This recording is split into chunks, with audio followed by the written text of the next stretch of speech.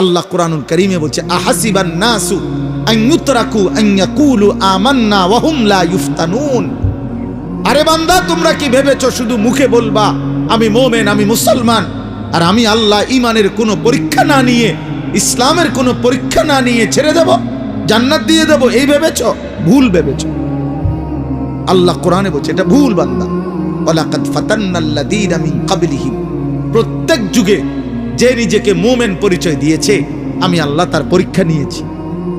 ফালা ইয়ালামান্নাল্লাহুল্লাযীনা সাদাকু ওয়ালা ইয়ালামান্নাল কাযিবিন, আমি আল্লাহ পরীক্ষা নিয়ে জেনেছি ঈমানের দাবিতে কে সত্যবাদী আর কে মিথ্যাবাদী।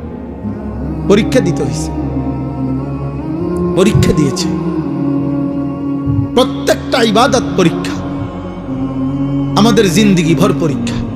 প্রতি ওয়াক্ত নামাজের টাইম হইলে পরীক্ষা, সেজদা দিচ্ছি না দিচ্ছি না। প্রতি বছর পরীক্ষা, যাকাত আদায় করতেছি না করতেছি না। প্রতিবার রমজানের চাঁদ উঠলে পরীক্ষা, রোজা রাখতেছি না রাখতেছি।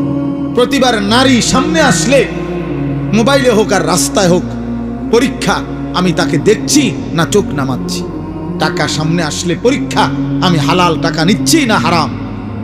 খাবার সামনে আসলে পরীক্ষা, আমি কি হালাল খাবার খাচ্ছি না হারাম খাবার। এই পুরাটাই পরীক্ষা। প্রতিটা আদেশ আল্লাহর রাসূলের পরীক্ষা, প্রতিটা নিষেধ পরীক্ষা। দুনিয়াকে জন্য বলা হয় দারুল ইমতিহান, পরীক্ষার ঘর। আখিরাতকে বলা হয় দারুল জাযা, ফলাফলের ঘর। পরীক্ষা এখানে, ফলাফল সেখানে। দুনিয়াকে বলা হয় দারুল আমাল, আমলের ঘর। আখিরাতকে বলা হয় দারুল হিসাব, হিসাবের ঘর। আমল হবে এখানে, হিসাব হবে ওইখানে।